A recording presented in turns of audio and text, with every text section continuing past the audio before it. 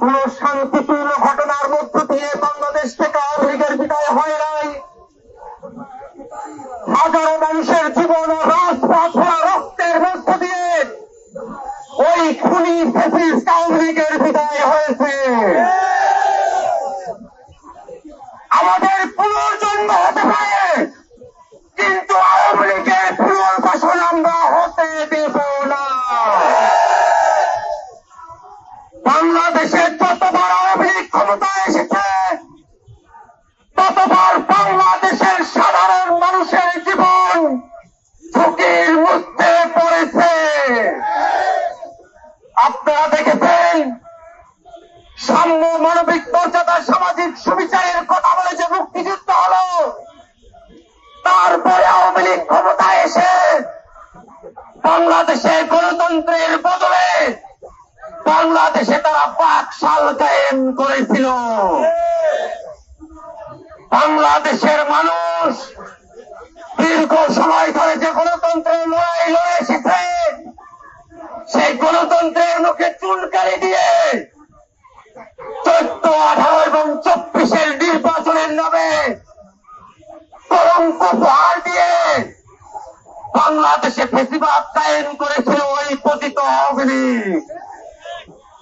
বাংলাদেশের মানুষ শুধু তাদের কথার মধ্য দিয়ে নয়, তাদের জীবন দিয়ে আওয়ামী লীগের বিষয়ে তাদের সিদ্ধান্ত জানিয়ে দিয়েছে।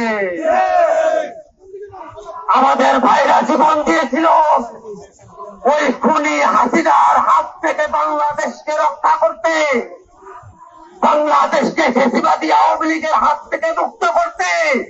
আমাদের ভাইরা জীবন দিয়েছিল। আমাদের যে ভাইরা রাজপথে জীবন দিয়েছে, আমাদের চোখের সামনে আমরা তাদের জীবন দিতে দেখেছি। তাদের রক্তের শপথ, আমাদের শরীরে এক বিন্দু রক্ত থাকা অবস্থায় আওয়ামী লীগকে বাংলাদেশে আমরা আর স্বনামে রাজনীতি করতে দেব না। আওয়ামী লীগের ওই নৌকা মার্কা বাংলাদেশের ভাতৃত্বে শুধু নৌকা ফুটো নয়, ওই নৌকা ভেঙে চৌচির হয়ে বঙ্গোপসাগরে ভেসে গিয়েছে। ওই নৌকাকে বঙ্গোপসাগর থেকে বাংলাদেশে আর তুলে নিয়ে আসা যাবে না, যাবে না, যাবে না। বাংলাদেশের মানুষ মুজিববাদী আদর্শের বিরুদ্ধে, এই ফ্যাসিবাদী আদর্শের বিরুদ্ধে তাদের জবান পরিষ্কার করেছে। ওই মুজিববাদী আদর্শের রাজনীতি বাংলাদেশে আর পুনর্বাসিত করার চেষ্টা হতে দেওয়া হবে না।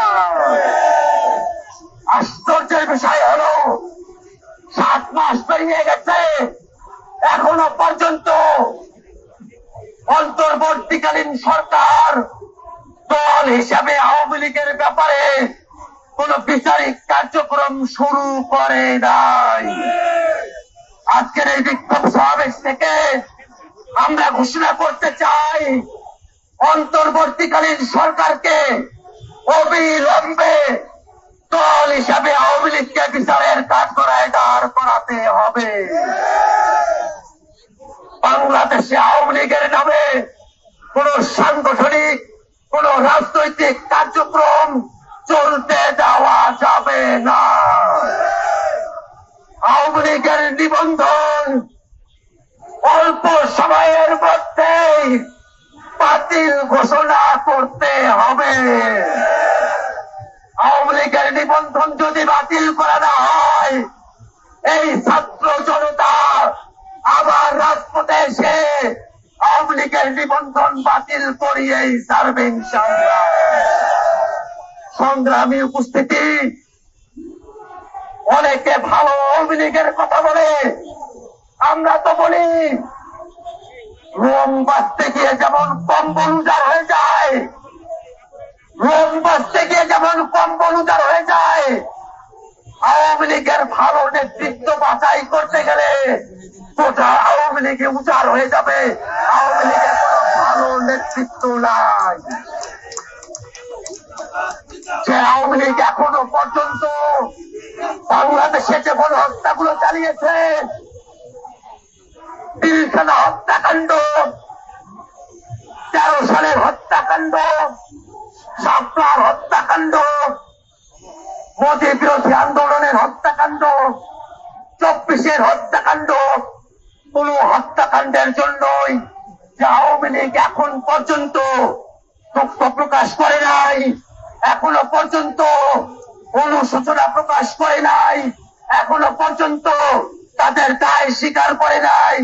সেই আওয়ামী লীগের পক্ষে যদি বাংলাদেশের কোন শক্তি, বাংলাদেশের কোন ব্যক্তি একটু দাঁড়ানোর চেষ্টা করে, বাংলাদেশের ছাত্র জনতা রাজপথে দাঁড়িয়ে, সেটা ব্যক্তি হোক, সেটা কোনো প্রতিষ্ঠান হোক, তার বিরুদ্ধে সর্বাত্মক প্রতিরোধ গড়ে তুলবে। ভাইরা আমার, আমাদের অবস্থান খুবই পরিষ্কার। আজকের বিক্ষোভ সমাবেশ থেকে আমরা স্পষ্ট করে বলতে চাই, শুধু আওয়ামী লীগের নেতা কর্মীরা নয়, দল হিসাবে আওয়ামী লীগের বিচার করতে হবে, আওয়ামী লীগের নিবন্ধন বাতিল করতে হবে, আওয়ামী লীগের রাজনৈতিক এবং সাংগঠনিক কার্যক্রমের উপরে নিষেধাজ্ঞা আরোপ করতে হবে। বাংলাদেশে সামনের দিনে আওয়ামী লীগের নাম মার্কা আদর্শে কোন রাজনীতি চলবে না, সেই নিশ্চয়তা আমাদেরকে দিতে হবে। বন্ধুরা আমার, বাংলাদেশে আমাদের অন্তর্বর্তীকালীন সরকারের প্রধান উপদেষ্টা যে জুলাই চার্টারের কথা বলেছে, আমরা বাংলাদেশের সকল রাজনৈতিক শক্তিকে, সকল চক্রকে আমরা আহ্বান জানাই, রাজনৈতিক ভাবে জাতীয় ঐক্যমতের ভিত্তিতে সেই জুলাই চার্টারে আওয়ামী লীগকে নিষিদ্ধ করার কথা উল্লেখ থাকতে হবে। বন্ধুগণ আমার, আজকে রোজার সময় আমরা দীর্ঘ সময় আমাদের বিক্ষোভ কর্মসূচি অব্যাহত রেখেছি। আজকের বিক্ষোভ কর্মসূচিতে আপনারা যারা গোটা ঢাকা শহর থেকে উপস্থিত হয়েছেন, জাতীয় নাগরিক পার্টি এনসিপির ঢাকা মহানগরের নেতৃবৃন্দ আপনারা যারা উপস্থিত হয়েছেন, তাদের সকলকে ধন্যবাদ জানিয়ে আজকের মতো আমার বক্তব্য এখানে শেষ করছি। আমাদের এখন বিক্ষোভ কর্মসূচি, আমাদের বিক্ষোভ মিছিল